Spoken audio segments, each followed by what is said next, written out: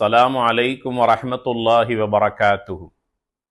ஒரு நாள் பொழுது நபிகள் நாயகம் ஸல்லல்லாஹு அலைஹி வஸல்லம் அவர்கள் இரண்டு கபர்களுக்கிடையில், இரண்டு மண்ணறைவாசிகள் அடங்கப் பெற்றிருக்கிற மண்ணறைகளுக்கிடையிலே நடந்து செல்லுகின்ற போது, இரண்டு மண்ணறைவாசிகளை சுட்டி காட்டி, இன்னஹுமா யுஅذிபான், இந்த இரண்டு மண்ணறைவாசிகளும் கபர்வாசிகளும் வேதனை செய்யப்படுகிறார்கள் என்று தன் தோழர்களை பார்த்து சொல்லி, அவர்கள் எதற்காக வேதனை செய்யப்படுகிறார்கள் என்ற காரணத்தையும் தன் தோழர்களுக்கு விளக்கப்படுத்தினார்கள் நபிகள் நாயகம் ஸல்லல்லாஹு அலைஹி வஸல்லம் அவர்கள். ஒரு மண்ணறை வாசியை சுட்டி காட்டி சொன்னார்கள், இன்னஹு லா யஸ்ததிரு மின் பௌலிஹி, இவனுடைய மண்ணறையில ஏன் வேதனை கொடுக்கப்படுகிறது தெரியுமா?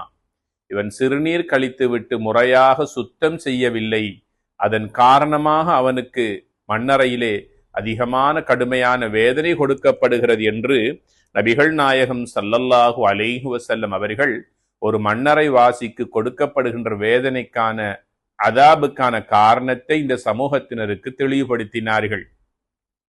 இரண்டாவது கபராளியை சுட்டி காட்டினார்கள். அந்த மண்ணறை வாசிக்கு ஏன் வேதனை கொடுக்கப்படுகிறது தெரியுமா? இன்னஹு ஜாஅ மின் நமீமா, இந்த மனிதன் அதிகமாக கோள் சொல்லி திரியக்கூடியவனாக இருந்தான். ஒருவனுடைய குறைகளை இன்னொருடத்திலே சொல்லி அவனை மானபங்கப்படுத்தி அவனுடைய மானத்தை கேவலப்படுத்தக்கூடியவனாக இருந்தான். இதன் காரணமாக கோள் சொல்லி திரிகின்ற இழி செயலை தன் வாழ்க்கையில் எடுத்துக்கொண்டிருந்தான். ஒவ்வொரு வருடத்திலும் ஒவ்வொருவருடைய குறையை பற்றி சொல்லுவதும் அவர்களுக்கு மத்தியில் பகிரங்கப்படுத்துவதுமே அவனுடைய தொழிலாக வேலையாக இருந்தது. இதன் காரணமாக இவனுடைய கபரிலே வேதனை கொடுக்கப்படுகிறது என்று நபிகள் நாயகம் ஸல்லல்லாஹு அலைஹி வஸல்லம் அவர்கள் கூறியதாக அபூ ஹுரைரா ரலியல்லாஹு தஆலா அன்ஹு அவர்கள் அறிவிக்கும் மேற்படி நபிமொழி சஹீஹுல் புகாரி வ முஸ்லிம் ஆகிய கிரந்தங்களில் பதிவு செய்யப்பட்டிருக்கிறது.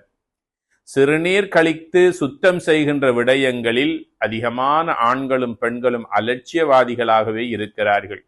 அதில் கவனம் செலுத்தாத பொடுபோக்குவாதிகளாக இருக்கிறார்கள். அது சுத்தத்தின் ஒரு பகுதியாக மாத்திரமல்ல, நரக வேதனையை பெற்று தருகின்ற பாரியதோர் பாவமான செயலாகும் அது இருக்கிறது என்பதை நம்மில் பல பேர் கவனத்தில் எடுத்துக்கொள்ள வேண்டும். சிறுநீர் கழித்து விட்டால் அதனை முறையாக சுத்தம் செய்வதை மார்க்கம் எங்களுக்கு வலியுறுத்தி இருக்கிறது. அதே நேரத்தில் மற்றவர்களுடைய குறைகளை அலசி ஆராய்வது, ஒருவனுடைய குறை நம்முடைய காதுக்கு கேட்டால், நம்முடைய கண்களுக்கு தெரிய வந்தால் அதை பார்த்தும் கேட்டும் இருக்கின்றோம்.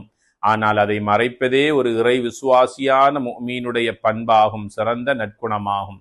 ஆக மற்றவர்களுடைய குறைகளை பார்த்தாலும் எங்களுடைய காதுகளால் கேட்டாலும் மன்னித்து அவற்றை நாம் மற்றவர்களுக்கு பகிர்ந்து கொள்ளாமல் எங்கள் மனதோடு நாம் அதை வைத்துக் கொள்ளுகின்ற போது இந்த தண்டனையிலிருந்து நாம் எம்மை பாதுகாத்து கொள்ளலாம்.